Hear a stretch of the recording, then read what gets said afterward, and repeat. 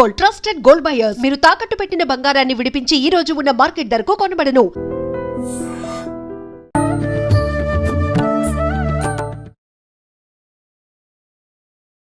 నమస్కారం, welcome to I dream. ధర్మ మార్గం విత్ విజిత కార్యక్రమానికి స్వాగతం.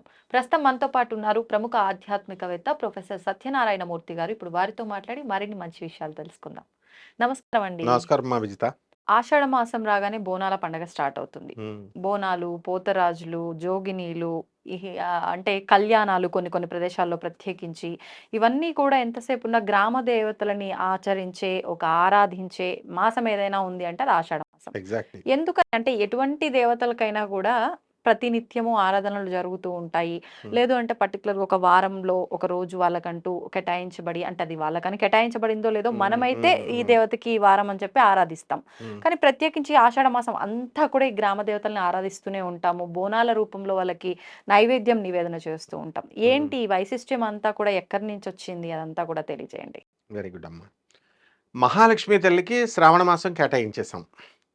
తర్వాత శ్రీ మహావిష్ణువుకి మార్గశీర్ష మాసం, ఆశ్వీజ మాసం దుర్గాదేవికి, ఇట్లా ఒక్కొక్క మాసాన్ని చేశారు. గ్రామ దేవతలకి ప్రత్యేకించి కలరా, ప్లేగ్ వ్యాధులు ఆ కాలంలో వచ్చేవి.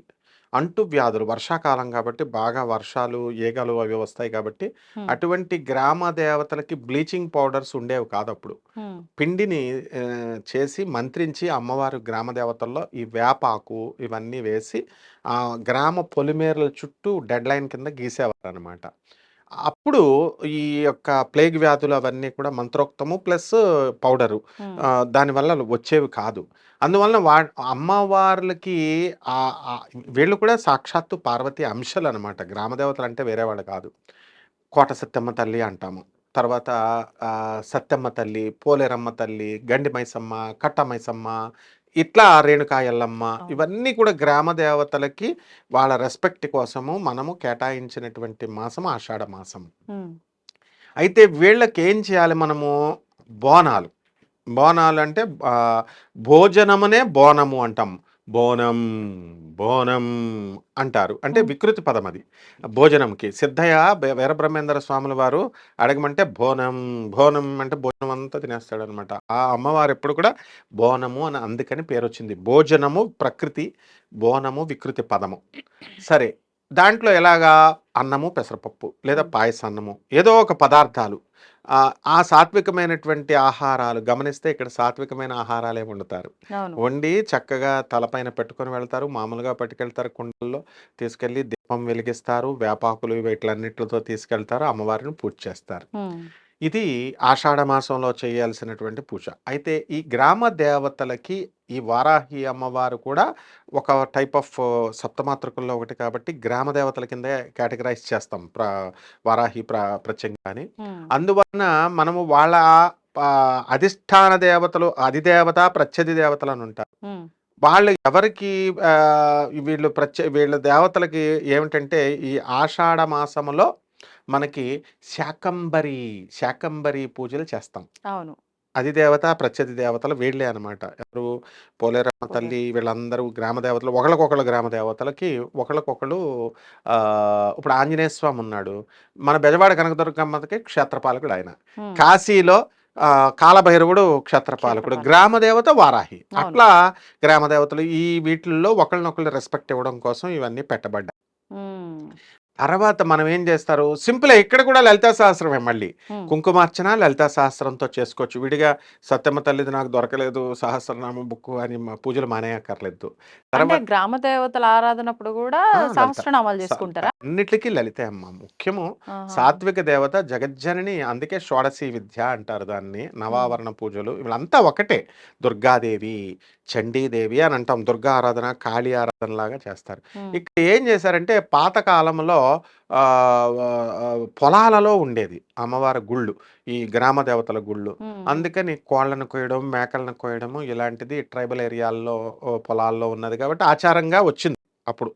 ఇంకా అదే అనుకొని ఇప్పుడు అందరూ కూడా కోళ్ళని మేకలను కోయడము, జాతర చేయడము ఇలాంటివి చేస్తున్నారు. ఇవన్నీ అవసరం లేదని ఆదిశంకరాచార్యుల వారు వచ్చిన తర్వాత నిమ్మకాయ పెట్టడము, గుమ్మడికాయ పెట్టడము. అంటే కూష్మాండ దేవత అంటే అర్థం ఏమిటంటే మన యజమాని యొక్క శ్రేయస్సును కోరుకునేది కూష్మాండ దేవత. ఆ దేవతలు ఎక్కడుంటారంటే గుమ్మడికాయలో ఉంటారు.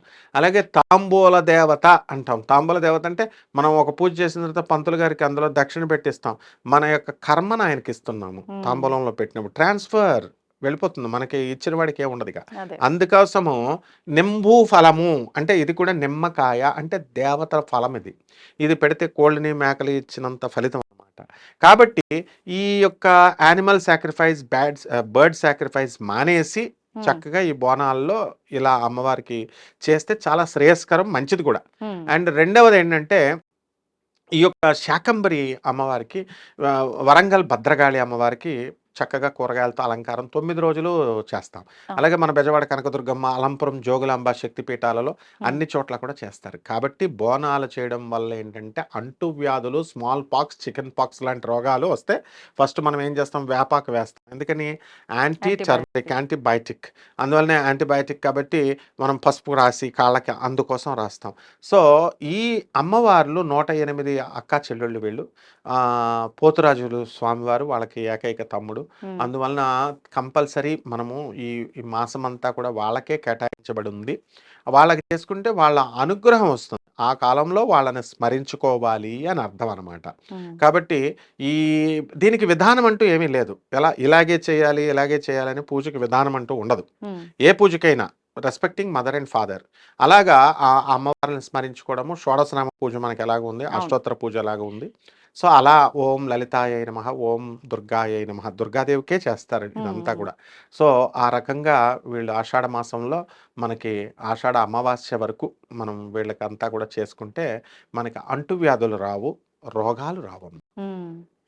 మొత్తానికి అంటే ఇప్పుడు అంటువ్యాధులు రాకుండా అంటే ఆల్రెడీ మునుపటి కాలంలో ఎప్పుడైనా ఇలా వస్తేనే ఇది మొదలు పెట్టుకుంటారు కదా. జరిగింది. ఓకే. కలరా, కలకత్తాలో కలరా వచ్చింది. బ్రహ్మం గారు చెప్పారు 1975 ఎమర్జెన్సీ టైంలో, ఆ టైంలో వచ్చింది దగ్గరగా. వస్తే కలరాకి బ్లీచింగ్ పౌడర్ వేసి కలకత్తా కాళీకి జాతర చేశారు.